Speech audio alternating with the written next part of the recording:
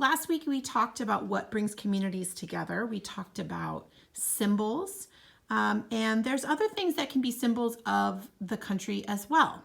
One of those things is landmarks. Okay, so people remember history of a community or a country by visiting landmarks. Landmarks are important buildings, monuments, or historical places. So the first landmark I wanted to show you right here in the Bay Area is that Golden Gate Bridge. Okay, when we look at that, we think, oh yeah, that's the Bay Area. I'm part of that. Okay, another building, important building might be the U.S. Capitol Building or Independence Hall, Philadelphia. Okay, let me show you a few other landmarks. There's another shot of that beautiful Golden Gate Bridge. You might have seen this in the news recently. Mount Rushmore in South Dakota, where there's carvings of a few presidents in the big rocks of a mountain. Hoover Dam, some of you may have even visited this. It's an engineering feat, very impressive. The Grand Canyon, okay, even though it wasn't built, it's still something that's part of our country, and when we see pictures of it, we're like, oh yeah, that's part of the US, and it makes us feel good. Here's a place you maybe have been to, the Old Faithful Geyser in Yellowstone, or maybe the Washington Monument in Washington, D.C. Maybe you've been to the Statue of Liberty, or Niagara Falls, or the Gateway Arch in St. Louis. These are all U.S. landmarks that mean something. They help bring the community together. Here's a few postcards I've picked up on my travels. There's the Washington Monument in Washington, D.C., the Lincoln Memorial.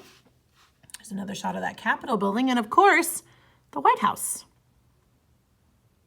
Okay, so those are all landmarks, but there's other things that can bring communities together, like documents or important papers. They can be symbols too. For example, going and viewing the U.S. Constitution, the handwritten U.S. Constitution or the Declaration of Independence is very powerful. It's actually one of the most visited things in Washington, D.C. So here is a very small picture of the Declaration of Independence. There's Thomas Jefferson who wrote it. Here is what the original Constitution of the state of California looks like. And I also have a few documents over here. Now these are replicas, meaning they're not real. But the Star-Spangled Banner, which is our anthem, the song we sing to inspire community, was actually written on a ship by Francis Scott Key.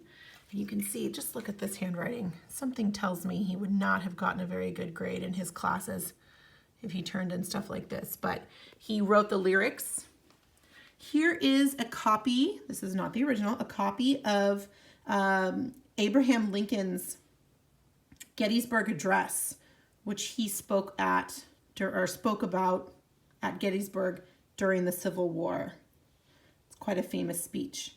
So these documents add some community. They make you feel like you're a part of something. Anthems, songs, and pledges, like the Pledge of Allegiance, unite people in the community. Here are the words to the Star-Spangled Banner. Much neater than Francis Scott Key. And then, you might see people at a sporting event where the national anthem is being played. People will take off their hats, then maybe put their hand over their heart, or you might do the same thing if you're saying the Pledge of Allegiance. And those things are there to build a sense of community. Okay, so we would like you to read page 96 and 97 in your social studies book and answer questions 4, 5, and 6.